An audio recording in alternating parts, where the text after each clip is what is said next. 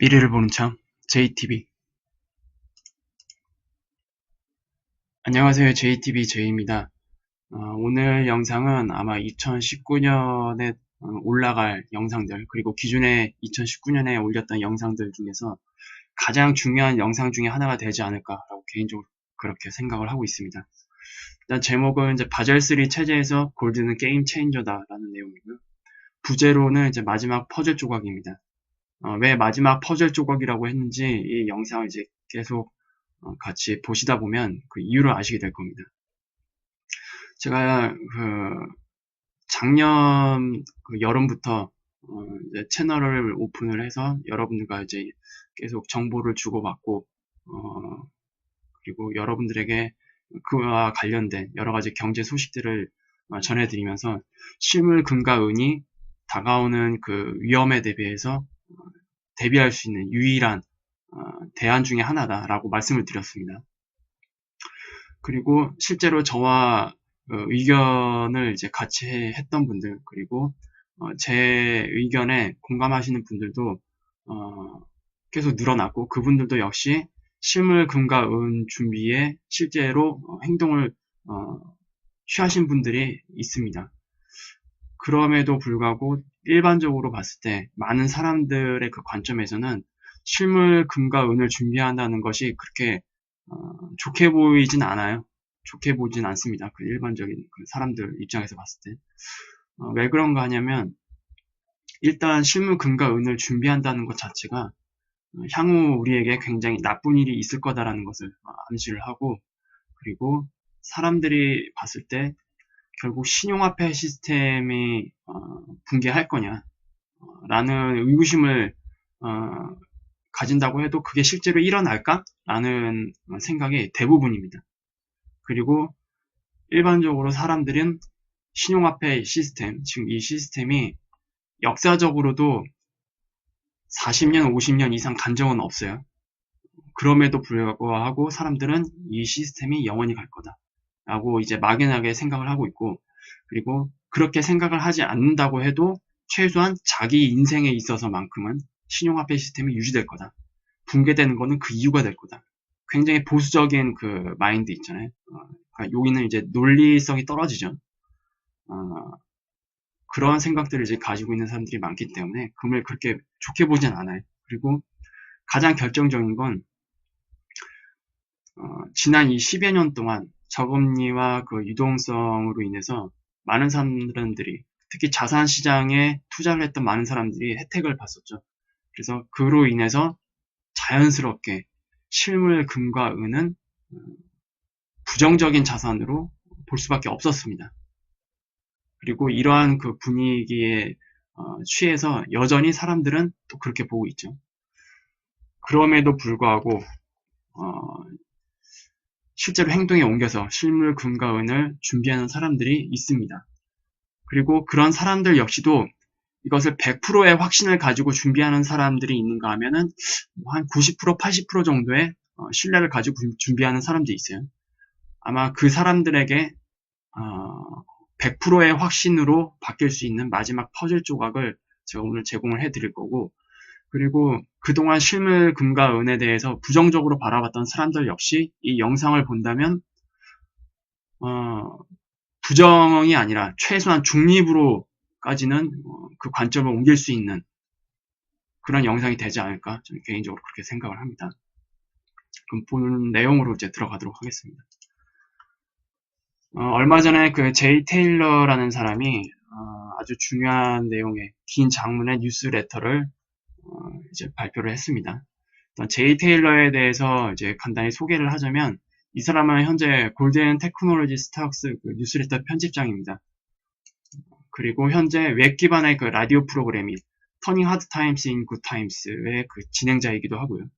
그리고 이 사람의 그 양력을 보면은 일단 금융투자학 석사 과정을 밟았고, 그리고 금광채굴에 대해서 관심이 굉장히 많나 봐요. 특히 귀금속에 대한 것들, 이런 것들에 의해서 그런 관심이 자연스럽게 지질학을 이제 전공을 하는데 영향을 미쳤고요. 그리고 광고회사, 투자은행회사에서 근무를 했습니다. 그리고 주요 그 경력은 뉴욕의 그 ING 베어링스에서 광산업과 귀금속 그룹에서 근무를 한 경력이 있습니다. 그 외에도 테일러는 이제 금이 미국 통화 역사에서 어떤 역할을 했는지 꾸준히 연구를 해왔고요. 그리고 이와 관련된 다양한 투자를 이끌어내는 사람으로 귀금속과 관련된 다양한 경험을 가지고 있습니다. 그리고 그런 경험을 바탕으로 해서 이런 그 라디오 프로그램을 진행을 하고 이런 주제를 가진 그 뉴스레터의 그 편집장이 된 겁니다. 그리고 최근 테일러는 바젤3 체제에서 금은 곧 돈이 된다라는 내용으로 논리적인 다양한 분석 내용과 함께 장문의 뉴스레터를 공유를 했습니다. 그리고 이 내용이 제로의 해지를 통해서도 다시 중요한 내용들을 많은 사람들에게 이제 공유를 하게 되는데 그 내용을 이제 좀 살펴보겠습니다. 2018년 중앙은행은 2017년에 비해 74% 증가한 2,300만 온스의 실물금을 사들였다. 이건 이제 이미 팩트가 된 거죠. 2018년에 그러니까 금에 대한 그 기사를 계속 꾸준히 봐왔던 사람들은 아실 거예요. 이상하게 2018년에 여러 중앙은행들에서 금 매입에 굉장히 적극적이었고, 특히 그동안 수십 년 동안 금을 매입하지 않았던 중앙은행들이 있습니다. 그 중앙은행들 역시 금을 매입을 했습니다. 주로 동유럽 국가였어요.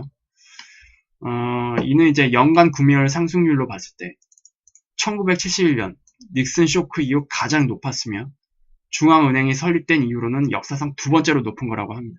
그만큼 2018년에 그 중앙은행의 금 매입량은 사람들이 관심을 안 가져서 그렇지 굉장히 의미 있는 움직임이었습니다. 그리고 작년에 가장 큰 구매자였던 건 러시아 중앙은행이었습니다. 러시아 같은 경우에는 뭐 미국 채권을 대놓고 버리면서 그것을 그대로 실물 금으로 이제 가져갔었죠. 이거는 이미 제가 영상을 통해서 말씀을 드렸습니다. 그리고 이제 뭐 더 이상 놀랄 것도 없이 황금에 대한 왕의 자리 몫이 미국의 킬링머신을 누리고 있는 나라들의 중앙은행으로 흘러들어가고 있다.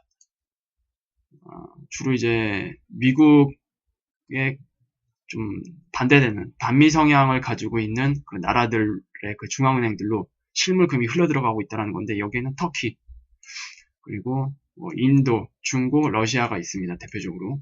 이 흐름을 보시면 알겠지만 2008년 금융위기 전까지는 그렇게 눈에 띄는 움직임은 없었어요. 근데 2008년 금융위기 이후 이 나라들, 특히 중국, 러시아, 인도를 이제 중심으로 해서 엄청난 실물금 매입에 나서게 됩니다. 이거는 제가 지난 과거에 올렸던 영상 3번, 4번 이 정도 영상이 있었을 겁니다. 그 자료들이. 그리고 여기에서도 이제 볼 수 있듯이 러시아 같은 경우에는 지금 금 매입량이 굉장히 높아요. 여전히 지금 2019년에 들어와서도 금 매입량이 굉장히 많습니다. 그리고 2018년에 굉장히 많은 금을 매입을 했었기 때문에 2015년 기준에 이 정도 양이 지금 이렇게 대폭 상승한 걸 볼 수가 있죠. 그 외에도 뭐 자료들은 굉장히 많습니다. 이 중앙은행들이 매입한 금의 그 흐름들. 그리고 이런 것들 이제 참고를 하시면 되고, 그리고 스위스 이제 여기서부터 중요한 내용인데, 스위스 바젤에 위치한 국제결제은행, BIS라고 하죠. 국제결제은행은 보통 중앙은행가들의 은행으로 불립니다. 보통 시중은행가들의 은행은 중앙은행이죠. 그런데 이 중앙은행가들의 은행은 바로 국제결제은행입니다. 그만큼 매우 중요한 은행이고, 그리고 이것은 곧 중앙은행들이 일을 함에 있어서 국제결제은행이 정하는 모든 기준들은 결국 중앙은행들에게 직접적인 영향을 주도록 되어 있습니다. 그리고 그것은 결국 시중은행까지 전달이 되죠. 이와 관련해서 중앙은행이 최근 금을 사재기 하는 문제와 관련해서 국제결제은행은 3월 29일, 2019년입니다. 2019년 3월 29일 중앙은행이 보유하고 있는 실물금을 현금과 국채화 계산할 수 있는 것처럼 예비자산으로도 활용할 수 있도록 허용하기로 결정을 했습니다.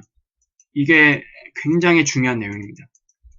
기존에는 실물금을 예비자산으로 활용할 수 있도록 허용하지 않았어요. 바젤2 체제까지는. 그리고 바젤2까지는 귀금속에 대해서 50%의 그 위험자산으로 분류를 해놨었죠. 이런 모든 것들이 다 바뀌는 겁니다. 바젤 3 체제에서. 그래서 결국 이제 특히 시중은행들은 예비 자산으로 주로 현금과 국채로 이제 가지고 있었거든요. 그런데 여기에 추가로 실물금도 활용할 수 있게 된 겁니다. 이제 언제부터? 3월 29일부터. 그러면 당연히 바젤 3 기준에 의거한 그 자산들 있잖아요. 자산을 이제 책정을 할 때 실물금도 포함이 되는 겁니다. 그리고 금 구매에 있어서 호의적으로 달러를 지불하는 중국과 그의 국가들은 여기서 뭐 그의 국가들이라는 건 뭐 앞서 말씀드렸던 뭐 터키 그리고 여기는 독일도 포함됩니다. 독일도 계속 금을 이제 자국으로 이제 옮겨오려는 노력을 했었고 그리고 유럽 같은 경우에는 이미 금융 역사가 굉장히 오래됐잖아요. 그래서 금에 대한 중요성을 항상 가지고 있습니다. 그리고 서양의 은행들이 페이퍼 시장, 그러니까 종이금 시장이죠. 종이금 시장을 통해서 금값을 누르는 것에 대해서 상당히 기뻐해 왔다는 장기적인 견해가 있었다. 굉장히 아이러니하죠. 이것들 덕분에, 그러니까 종이금으로 실물 금값을 눌러준 덕분에 중국이나 그 외 실물금을 매입해왔던 그 나라들은 어떻게 됐습니까? 저렴하게 실물금을 구입할 수 있었죠. 굉장히 아이러니하지만 오히려 이러한 것들 때문에 중국, 인도, 터키는 굉장히 좋아한 겁니다. 왜? 싼 값에 금을 매입할 수 있었으니까. 종이금 시장의 그 조작을 통해서 금값을 눌러줬기 때문에. 만약에 이런 조작이 없었다면 2011년에 그 4월 달에 정점을 찍었잖아요. 그때 살짝 조정을 받고 계속 상승 추세를 이어나갔을 겁니다. 왜냐? 그때 당시에도 계속 양적 완화가 진행이 되고 있었죠. 그리고 양적 완화라는 거는 결국 화폐 가치에 영향을 미치는 정책입니다. 굉장히 부정적인 정책인데 그것은 곧 금값과 은값을 더 높은 가격으로 이끄는 그런 움직임인데 이상하게도 2011년 4월부터 굉장한 그 하락이 시작됐었죠. 그 덕분에 중국, 러시아, 인도, 터키는 실물금을 굉장히 저렴한 값에 구입을 할 수 있었고 오히려 이것을 기뻐해왔다는 장기적인 견해가 있는 겁니다. 그러나 일단 은행의 대차 대조표를 확대하기 위해서 실제 금값이 시장에 표시되면 그것이 변하지 않을지 의문을 품어야 한다. 이것은 또한 미국이 보유해야 한다고 주장하는 것과 반대로 실제로 얼마나 많은 금을 미국이 보유하고 있는지에 대한 의문을 제기할 수밖에 없겠죠. 그리고 제임스 싱클레어는 세계 경제를 옥죄고 있는 부채 문제로부터 이 문제도 굉장히 중요합니다. 지금 세계 경제를 옥죄고 있는 그 부채 문제 있잖아요. 부채 문제로부터 세계가 극복할 수 있는 유일한 방법을 이렇게 제시했습니다. 수천 달러나 더 높은 가격을 금에 이제 적용을 해서 중앙은행의 대차 대조표에 있는 금을 다시 화폐화하는 것이라고 주장해 온 겁니다. 이거를 간단히 설명을 해볼게요. 일단 금이 예비자손으로 이제 활용될 수 있게 바뀌잖아요. 그러면은 중앙은행이 만약에 기존에 한 5%의 실물금을 가지고 있었어요. 5%의 실물금을 가지고 있었고 이제 법이 이렇게 기준이 이렇게 바뀌니까 당연히 국채나 현금보다도 실물금이 냉정하게 봤을 때 더 안전자산입니다. 더 안전자산이에요. 그러면 금을 10% 정도 이제 대차 제조표에서 이제 차지하는 그 비중을 10% 정도 올렸다고 칩시다. 그리고 여기서 말하는 수천 달러나 더 높은 가격을 금에 적용을 하게 되면은 이 사람은 기존에 10%로 가지고 있었지만 가격이 엄청나게 급등하면서 대차 대조표에서 차지하고 있는 금의 그 자본 비율은 더 높이 올라갈 수밖에 없겠죠. 금값이 급등하면서. 그러면서 당연히 중앙은행의 대차 대조표는 굉장히 긍정적인 포트폴리오로 바뀌는 겁니다. 그런데 수천 달러나 높은 가격을 적용하려면 어떻게 해야겠어요? 생각해 보세요. 어떻게 하면 금값을 수천 달러나 더 높이 책정을 할 수 있을까? 지금 발행된 특히 지금 금값이 달러 기준으로 이제 표기가 되고 있잖아요. 지금 발행된 달러를 금값에 객관적으로 적용을 하는 겁니다. 그렇게 계산을 했을 때 제가 작년에 그 금과 관련된 그 영상에 대해서 제가 뭐라고 말씀드렸죠? 이렇게 적용을 하게 되면은 금값은 1온수에 3만 달러, 10,000달러 막 이런 식으로 된다라고 제가 말씀을 드렸어요. 그렇다라는 거는 중앙은행이 예를 들어서 실물금을 많이 가지고 있을수록 어떻게 된다? 그것을 담보로 더 많은 화폐를 찍어낼 수가 있습니다. 그거를 얘기하는 겁니다, 지금. 그렇게 되면은 실물금의 중요성은 앞으로 더 올라갈 수밖에 없겠죠. 이미 3월 29일부터 금을 예비자산으로 활용할 수 있도록 허용하기로 했기 때문에 더 그렇습니다. 원래 그 중앙은행이 화폐를 발행할 때 무엇을 담보로 합니까? 채권이죠, 채권. 대표적인 게 국채. 국채 매입을 통해서 그에 해당하는 화폐를 발행을 합니다. 하지만 앞으로 여러분들도 아시겠지만 앞으로의 그 중앙은행들의 그 정책들은 계속 유동성을 풀어주는 수밖에 없어요. 계속 유동성을 풀기 위해서 더 많은 화폐를 발행해야 되는 그 환경에 지금 놓여 있습니다. 그럼에도 불구하고 계속 국채를 계속 찍어내야 한다면 국채에 대한 신뢰성은 점점점 내려갈 수밖에 없겠죠. 그런데 국채를 담보로 화폐를 발행하는 게 아니라 중앙은행에 편입된 그 자산들 중에서 실물금을 담보로 화폐를 찍어낸다. 그렇다라는 거는 그 화폐에 대한 신뢰도를 조금 더 보정할 수 있는 아주 좋은 방안이 될 겁니다. 그런데 우리가 여기서 또 하나 체크해야 되는 게 실물금을 담보로 해서 화폐를 찍어내는 거는 근본입니다. 하지만 여기서 말하는 건 근본이가 아니에요. 어떻게 보면 하이브리드라고 이제 이해를 하시면 되는데 지금의 신용화폐 시스템의 큰 틀은 가지고 있대 중앙은행의 그 예비자산으로서 현금과 국채뿐만이 아니라 실물금을 포함을 시켜서 실물금의 그 가격을 재설정을 하게 될 경우 그것을 담보로 해서 신용화폐를 더 많이 찍어낼 수 있는 그런 논리입니다. 조금 다릅니다. 근본이랑. 그래서 그거를 조금 이해를 하시면 되고요. 어쨌든 실물금의 중요도는 굉장히 올라갈 수밖에 없다. 그리고 이거는 어떠한 방법이 되냐. 어쨌든 국채를 무한정 찍어낼 수는 없잖아요. 국채를 무한정 찍어낼 수 없는 그 상황에서 실물금을 대안으로 사용을 한 겁니다. 왜냐? 실물금을 담보로 해서 이제 화폐를 찍어낸다면 반대로 생각했을 때 국채를 그만큼 안 찍어도 됩니다. 그러면 국채의 그 신뢰도도 조금 보완할 수 있겠죠. 국채를 무한정 찍어내지 않아도 되니까. 그런 겁니다. 그래서 국채를 무한정으로 찍어내지 않아도 실물금을 활용해서 추가로 화폐를 발행할 수 있게 되는 그런 구조를 이제 얘기를 하는 겁니다. 그리고 이 싱클레어는 결국 현재 그 부채 문제로부터 세계가 극복할 수 있는 유일한 방법을 그거를 이제 이야기를 한 겁니다. 이 이야기를. 그리고 우리는 여기에 추가로 더불어서 지금 경제 그 흐름으로 봤을 때 그리고 앞으로 중앙은행이 취해야 할 정책들은 결국 QE4, QE5, QE6 이렇게 가는 방향으로 갈 수밖에 없기 때문에 여기서 국채 시장에 보이콧이 발생을 하게 되면은 결국 신용화폐 시스템은 무너지게 됩니다. 그것에 대비해서도 실물금과 은은 굉장히 중요하다고 말씀을 드려왔죠. 그리고 이 모든 시나리오에 대해서 대비할 수 있는 게 결국 실물금과 은이라는 게 다시 한번 증명이 되고 있는 흐름으로 가고 있습니다.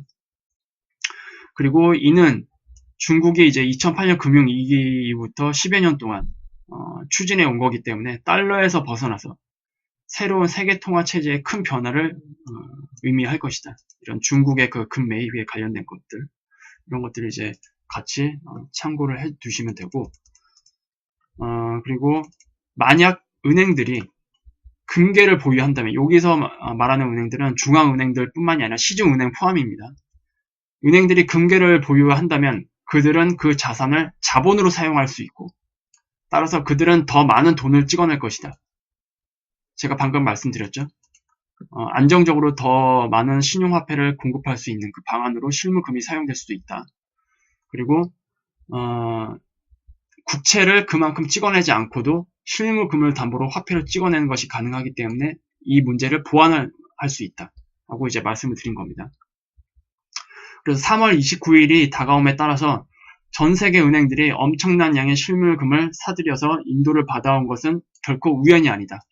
그러니까 2018년에 그러한 움직임은 결코 우연이 아니다 라고 이제 결국 알 수 있었던 겁니다. 이번에 이런 발표를 통해서. 그동안 왜 2018년에 유독 중앙은행들이 금을 그렇게 많이 매입을 했을까? 이거는 뭐 아니 땐 굴뚝에 연기 나네. 아니죠. 반드시 그 이유가 있었는데 그 이유가 이번에 밝혀진 겁니다.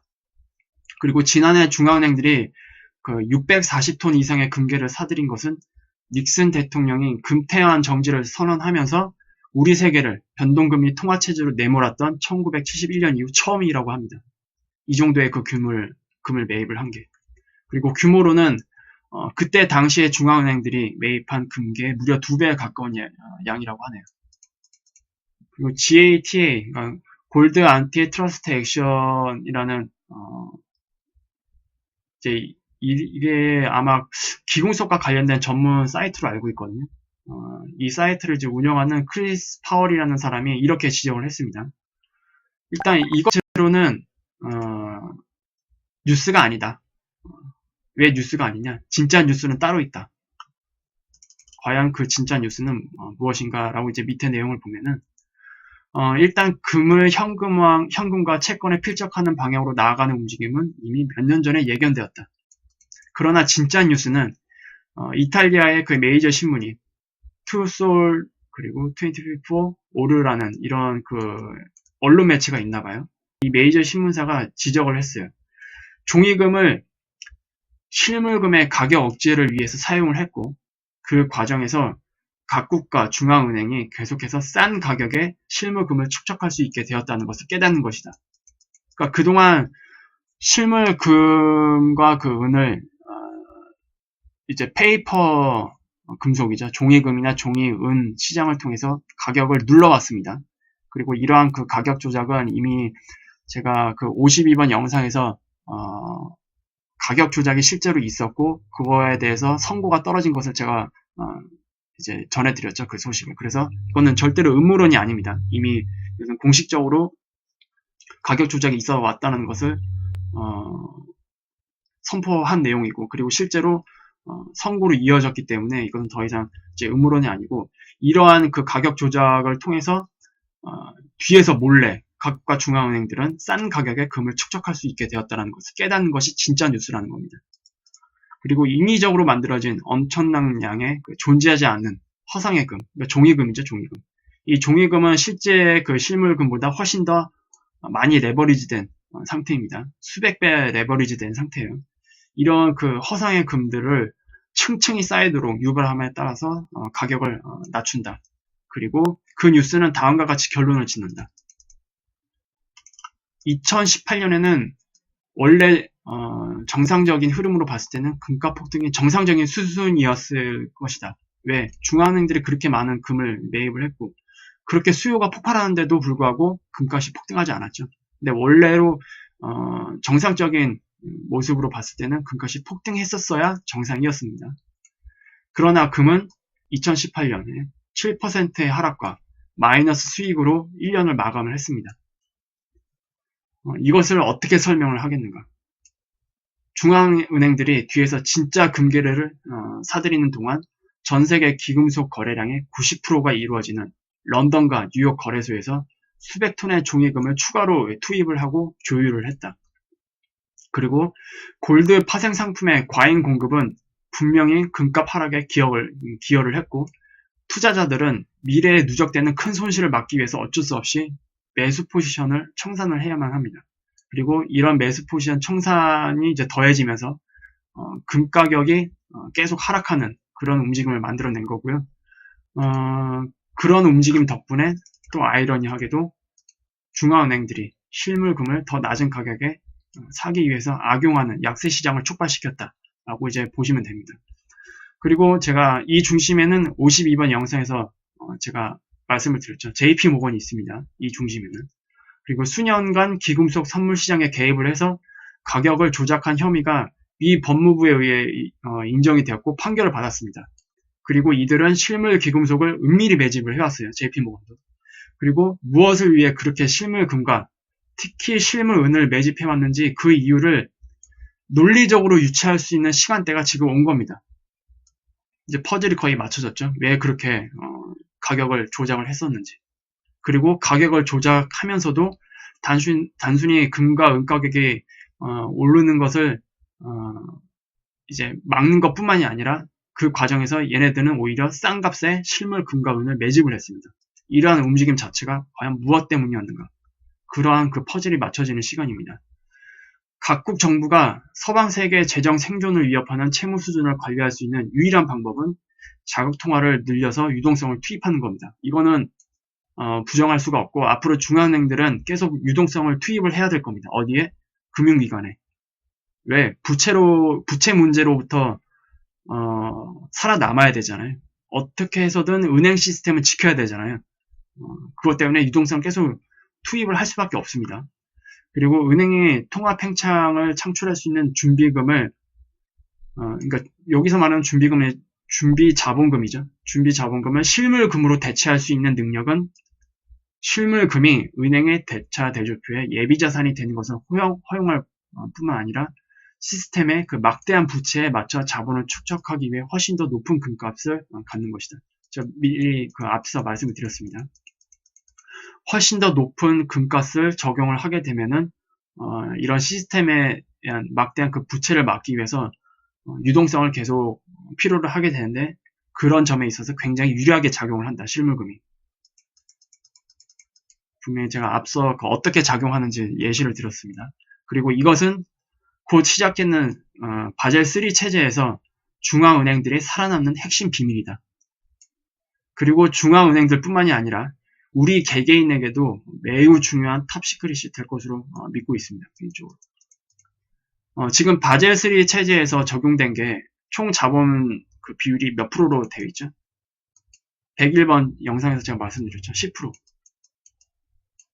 은행에 가지고 있는 그 자산들 중에서 10%는 이러한 그 자본을 가지고 있어야 됩니다. 전체 자본 대비 10% 정도는. 이건 현금성 자본이죠. 그리고 이 중에서 2.5%는 완충 자본금입니다. 미래에 발생할 수 있는 그 위험에 대비해서 그것을 상쇄시킬 수 있는 또 다른 여분의 그 자본.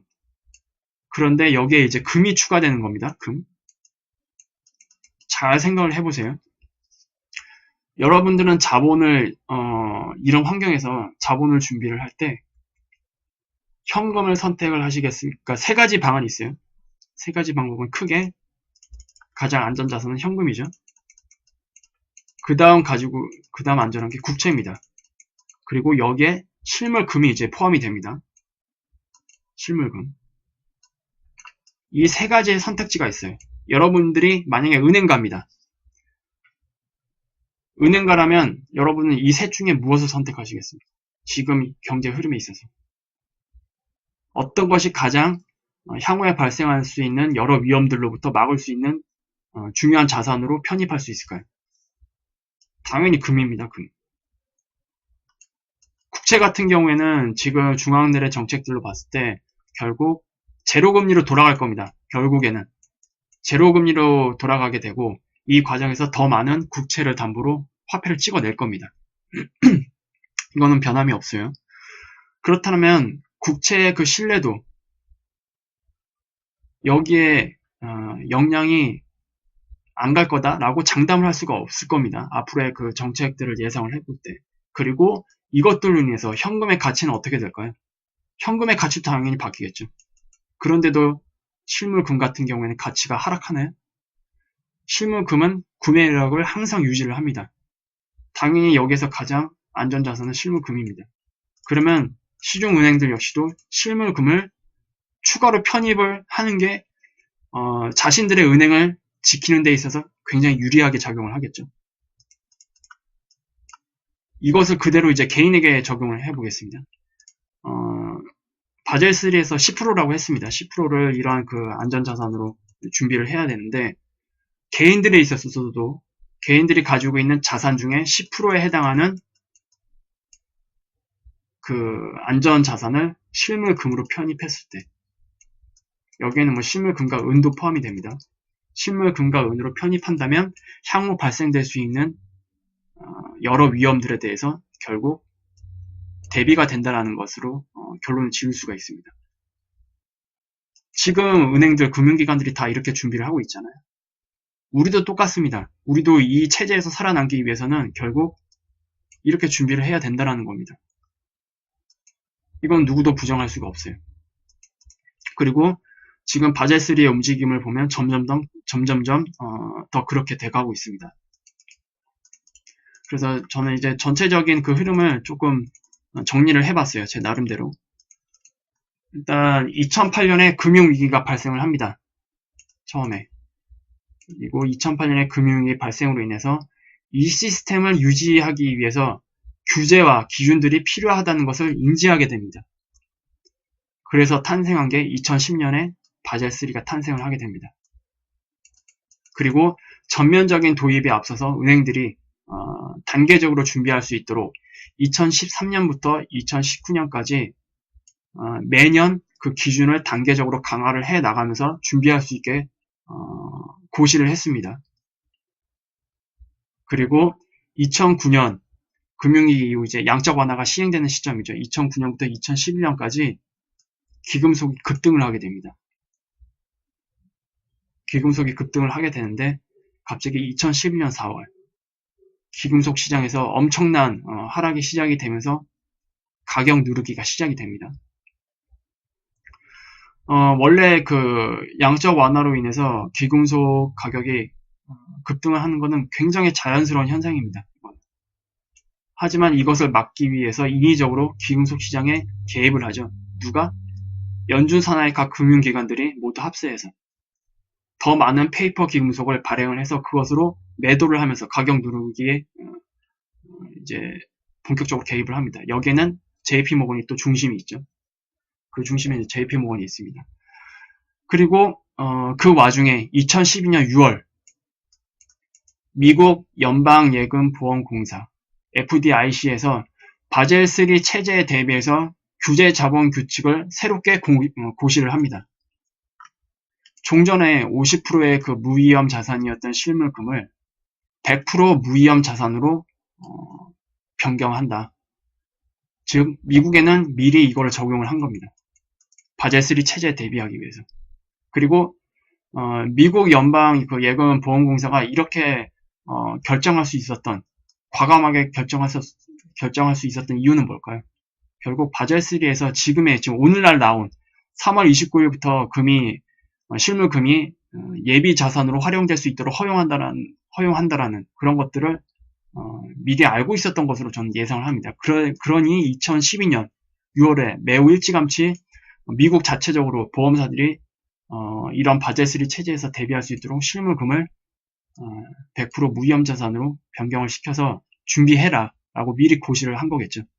그리고 이 자료는 그 101번 그 영상을 올려드렸을 때 구독자 김동현님이 예리한 질문을 해주셨어요. 이것에 대해서.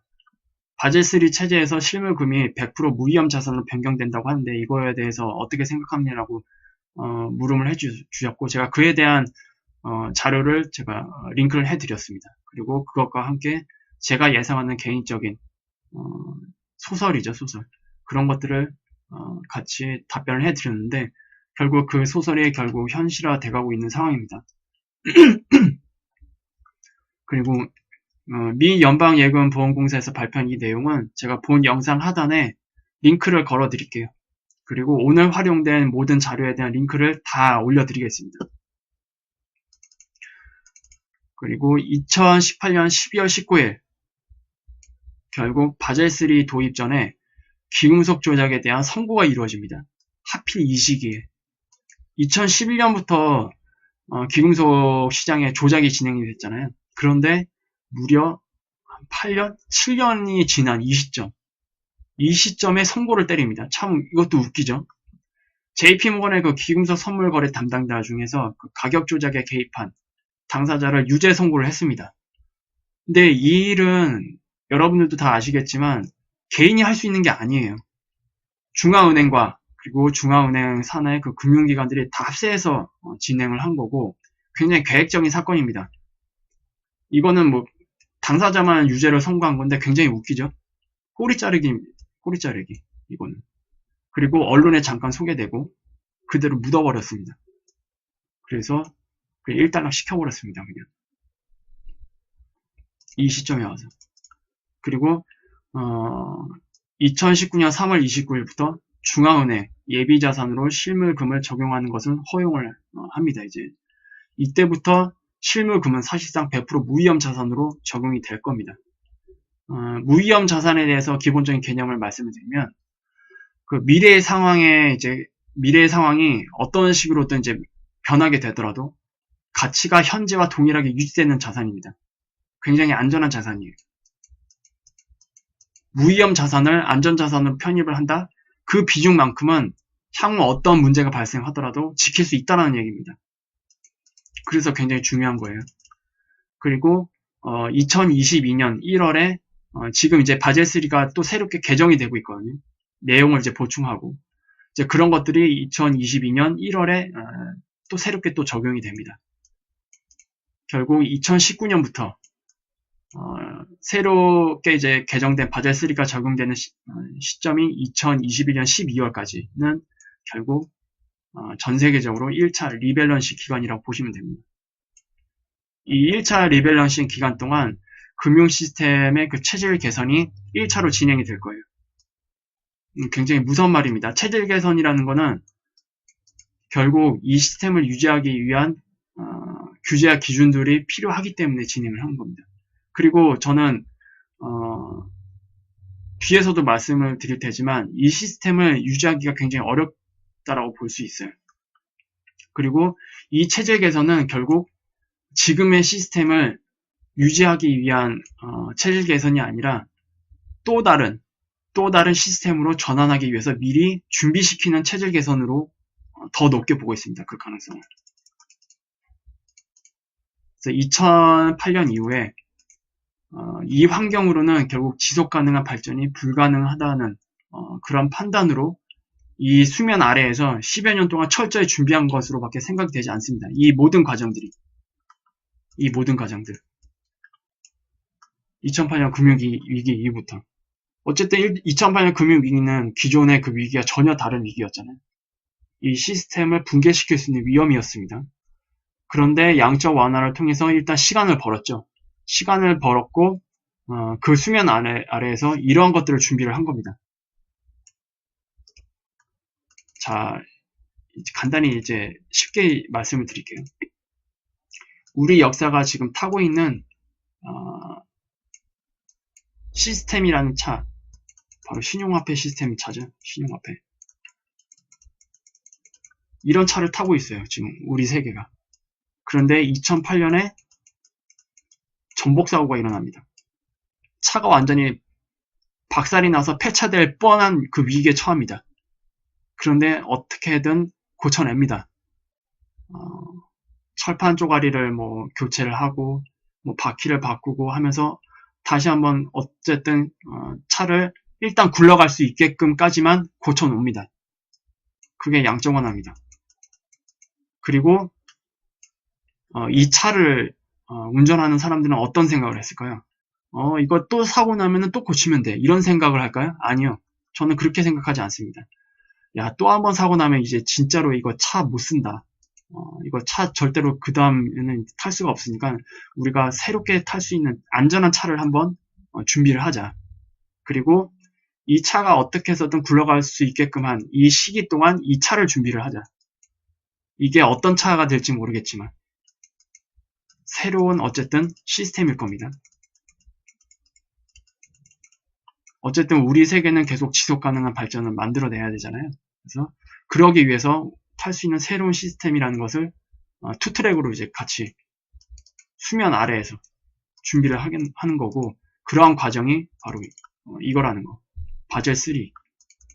그리고 바젤3를 갑자기 적용하면 안 되니까 좀 일단 그 은행 시스템들이 단계적으로 준비할 수 있도록 계속 기준을 조금씩 강화해서 준비시키자.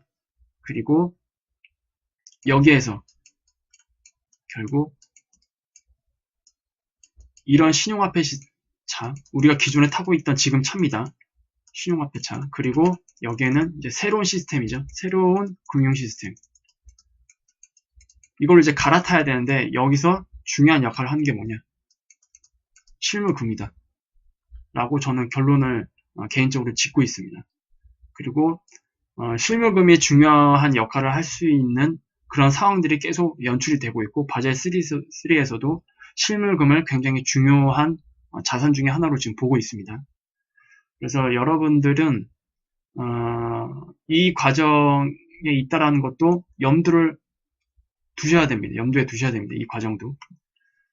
그리고 굉장히 이제 자신들의 어떤 관점을 가지던지 간에 냉정하게 지켜봐야 됩니다. 그리고 굉장히 객관적으로 차갑게 접근을 해야 될 겁니다.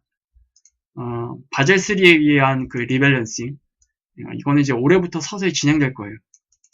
그리고 다음 경기 침체 기간에 본격적인 리밸런싱이 진행이 될 겁니다. 어쨌든 이 경기 침체라는 거는 지금 흐름으로 봤을 때 결국 올 수밖에 없습니다. 그리고 이 과정에서 바젤 3는 계속 적용이 될 거기 때문에 여기 이 과정에서 엄청난 리밸런싱이 진행될 수밖에 없습니다.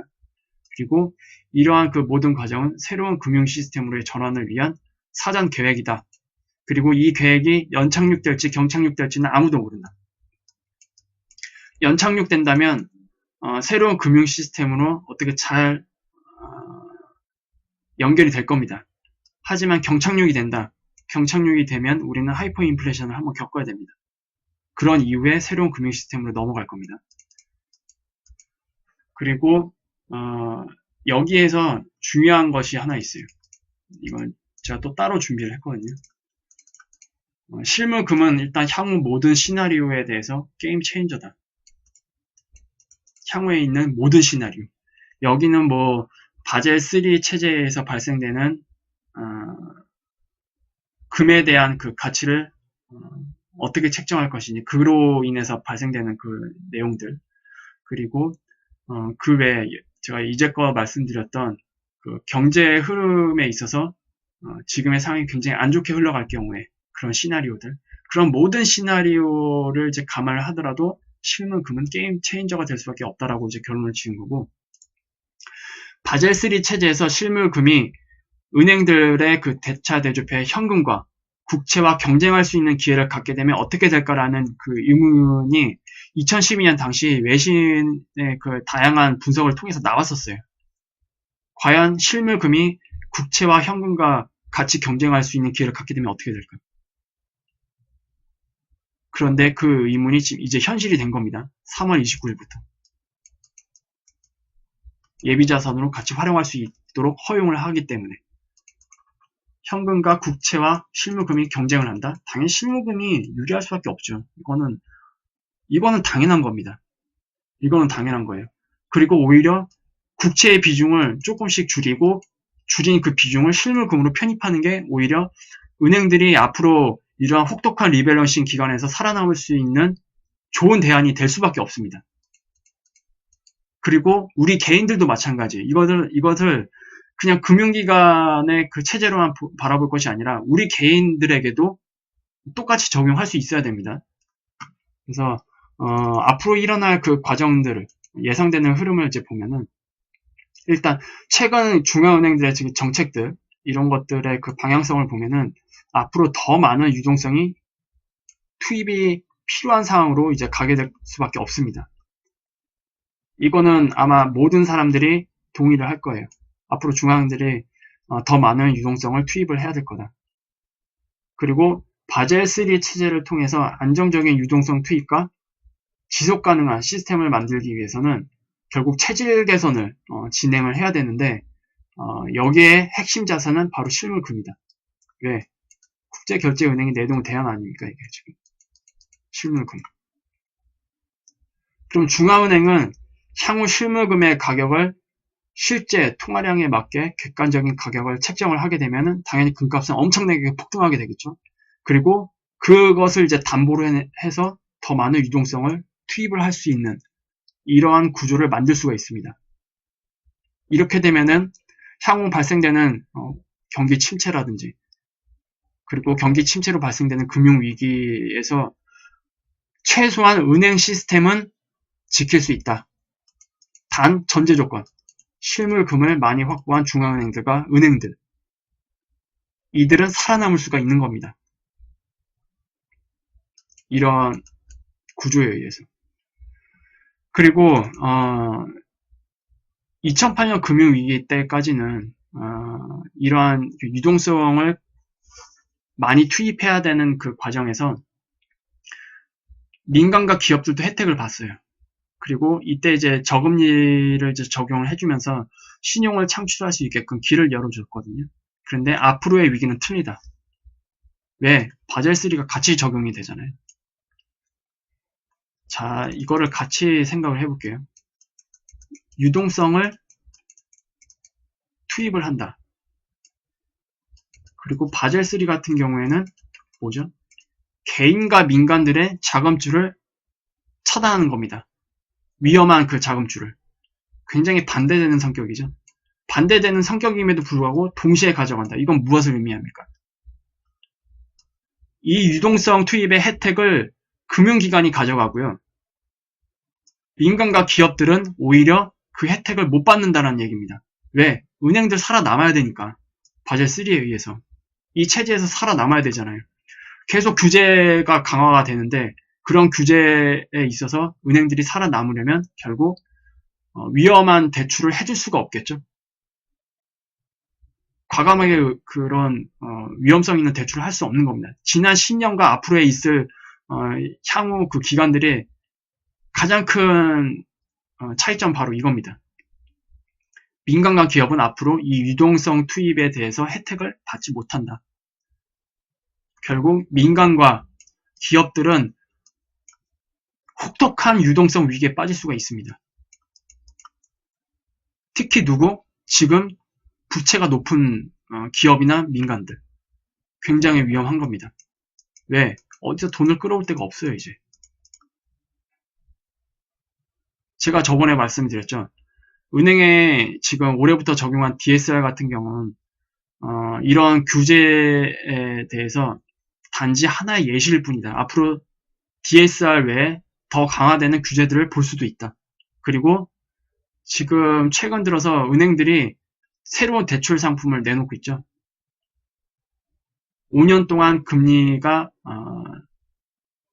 영향을 받지 않는 고정금리 형태의 그 장기 상품이 있고 그 외에 관련된 여러 가지 그러니까 위험성을 낮춘 대출 상품들을 내놓고 있습니다. 그건 뭡니까? 결국 1금융권에서 대출을 받던 그 사람들이 기존에 있는 대출 상품을 청산을 하고 안정적인 상품으로 갈아탈 수 있게 상품을 내놓은 겁니다. 이거는 민간을 위한 게 아닙니다. 은행 스스로를 위한 겁니다. 은행 스스로를 지키기 위해서. 앞으로 이런 유형의 상품을 계속 내놓을 거고 그리고 대다수 특히 부채율이 높은 가게들은 1금융권에서 이런 상품을 사용할 수가 없겠죠. 다 기준 미달일 겁니다. 그리고 그 사람들은 제가 말씀드렸어요. 제2금융권이나 대부업 쪽에 손을 댈 수밖에 없다. 그리고 그것은 결국 굉장히 질이 나쁜 대출 상품을 이제 만들어내는 구조이기 때문에 결국 제2금융권과 대부업 쪽은 향후 발생되는 큰 변화에 있어서 굉장히 위험에 빠질 수 있다라고 제가 말씀을 드리고 싶고요. 결국 이러한 전체적인 움직임은 뭐다? 중앙은행과 은행 시스템만을 구제하는 길입니다. 여기에는 언제 우리나라에 실질적으로 도입이 될지 모르겠지만 베일인도 있습니다. 베일인 제도도 다 바젤3와 묶여서 가는 겁니다. 결국 유동성은 은행 시스템과 중앙은행을 지키기 위해서만 투입이 되고 민간과 기업들은 무너지든지 말든지 일단 잘라낸다. 누구만? 신용이 나쁜 그 민간과 기업들. 그러니까 한마디로 말하면 리스크가 높은 것들을 다 잘라낸다. 그리고 이것이 바로 리밸런싱이다. 그리고 이것은 결국 전체적으로 금융 환경을 체질 개선하는 과정이다. 라고 이해를 하시면 됩니다. 그리고 여기에 또 한 가지 의문을 가지시는 분들이 있을 거예요. 특히 누굴까요? 암호화폐 관심 가지시는 분들. 왜 바젤 3 체제에서 국제결제은행이 실물금만 언급하고 암호화폐를 언급하지 않느냐? 최근 뉴스가 여기 있습니다. 국제결제은행 그 산하위원회에서 암호화폐를 이렇게 규정을 했어요. 화폐 기준을 제시하지 못한다. 암호화폐는 안정성이 낮고 거래 매개체로 사용할 수 없다. 암호화 자산은 신뢰 가능한 화폐의 기준을 제시하지 못한다. 그러면서 암호화폐는 법정 화폐가 아니고 정부 혹은 공공기관의 지원을 받지 않는다. 결국 암호화폐는 지금 몇 개 그 플랫폼과 연동을 해서 주로 업체들에서 활용이 되죠. 그런데 실제 중앙은행과 공공기관의 지원을 받지는 않습니다. 이건 굉장히 중요한 거거든요. 암호화폐는 유동성, 신용대출, 시장운영, 돈세탁, 테러 자금 등과 관련된 리스크를 수반을 한다. 실제로 그렇게 이용이 됐고요. 따라서 은행이 암호화 자산 관련 서비스를 제공할 경우 철저한 조사, 금융 거버넌스 및 리스크 관리, 정보 투명성 확보, 관리 감독 강화 등이 반드시 이루어져야 한다고 붙였는데 결국 활용할 BIS가 인정하는 암호화폐는 어떻게 될 건가? 중앙은행 그리고 기타 금융기관 여기에는 대표적으로 가장 큰 금융기관이 IMF죠. 이들이 발행하는 스테이블 코인 형태의 암호화폐는 BIS가 인정해 줄 수도 있습니다. 왜? 이것들이 가능하니까. 그렇게 보시면 됩니다. 결국 지금 우리가 준비할 수 있는 건 실물, 금과 은 요것밖에 없어요. 더 이상 하고 싶어도 대안이 그거밖에 없습니다. 그러면 이제 여러분들은 중에 이제 좀 머리가 빨리 돌아가시는 분들은 이제 아셨을 거예요. 왜 실물, 금과 은이 중요하고 JP모건이 그렇게 미친 듯이 가격을 찍어 누르면서 매입을 해왔는지, 그리고 바젤 3에서 실물 금이 어떻게 활용이 될지 이미 3월 29일부터 예비자산으로 활용할 수 있게끔 허용을 한다고 결정을 했죠. 그리고 이러한 결정이 향후 금값에 어떠한 영향을 미칠지 이런 것들도 같이 생각을 해보시면 얼추 향후 발생되는 전체적인 흐름들을 예측하실 수가 있을 겁니다. 그리고 여기에 더불어서 지금 제가 계속 말씀드리는 그 경기 문제 있잖아요. 경기 침체 문제. 경기 침체 문제가 이 과정에서 현실화될 경우 어떻게 된다? 민간과 기업들은 혹독한 유동성 위기에 빠질 수밖에 없다. 굉장히 무서운 말입니다. 이 유동성 위기에 빠지는 민간과 기업들의 주 대상은 누구다? 부채율이 높은 사람들. 이 사람들이 혹독한 유동성 위기에 빠진다. 유동성 위기에 빠진다는 건 뭡니까? 파산, 도산으로 연결이 됩니다. 그럼에도 불구하고 중앙은행들은 그리고 은행 시스템에서는 이들을 어떻게 하냐? 철저히 외면하겠죠. 그리고 이들의 자산을 가져갈 겁니다. 차압을 할 겁니다. 차압을. 계속 문제가 발생할 경우. 그리고 이 사람들, 이 은행 시스템은 결국 이런 그 부채율이 높은 민간과 기업들의 그 파산을 지켜볼 수밖에 없어요. 거기서 이 자산을 압수를 해서 은행들의 자산으로 편입시킬 수밖에 없습니다. 그리고 여기서 이제 문제가 발생했기 때문에 어쨌든 그 채권자인 은행에서도 부정적인 영향을 가잖아요. 그 부정적인 그 영향을 뭘로 보충한다? 유동성 투입, 중앙은행. 결국 유동성 투입이 그래서 은행 시스템을 구제하는 그런 이제 방법으로만 쓰이고 이 유동성 투입이 민간과 기업들에게는 혜택을 주지 않을 거다. 그렇게 이제 보시면 될 것 같습니다. 그리고 오늘 그 댓글 올라온 것 중에서 이런 내용이 있었어요. 짐 리카즈 아시죠? 짐 리카즈. 짐 리카즈가 이러한 얘기를 했다고 합니다. 무슨 얘기냐면 또다시 위기가 닥치면 세계 금융 권력은 유동성을 공급하여 얼어붙은 시장을 해빙하기보다 자산을 동결하고 금융 시스템을 봉쇄할 것이다. 이제 이해가 가시겠죠? 왜 그렇게 갈 수밖에 없는지. 왜? 중앙은행과 은행 시스템은 구해내야 되니까. Too big to fail. 실패하기에는 너무 큽니다. 은행 시스템이 지금. 지금 신용화폐 시스템에서 새로운 금융 시스템을 가더라도 이 중앙은행과 은행 시스템만은 지켜내야 됩니다. 그런 상황이에요. 그래서 앞으로의 그 상황은 이렇게 갈 확률이 있다. 오히려 부채율이 높아서 파산하게 되는 민간과 기업들을 위해서 유동성을 공급하기보다는 은행 시스템과 중앙은행을 지키기 위해서 활용될 것이고 이들의 그 자산은 동결, 은행 시스템을 봉쇄할 것이다. 언제? 큰 위기가 닥치면. 다 이제 어느 정도 흩어졌던 퍼즐들을 여러분들이 이제 맞출 수 있을 겁니다. 제가 충분히 그 퍼즐들을 맞출 수 있는 단서들을 제공을 했다고 저는 생각을 하고 싶어요. 그래서 오늘 영상은 이렇게 마무리를 하겠고요. 앞으로 이제 바젤 3와 함께 다가오는 지금 경기 둔화 흐름 이런 것들을 같이 지켜보시면 내가 정말로 어떻게 대비를 해야 다가오는 그 위험으로부터 대비를 할 수 있을 것인지 좀 더 명확하게 그림을 그릴 수 있을 거라고 저는 생각을 합니다. 그래서 오늘 유익한 영상이 되셨다면 구독 알람, 좋아요 부탁드리고요. 다음 그 영상에서 다시 찾아뵙도록 하겠습니다. 감사합니다.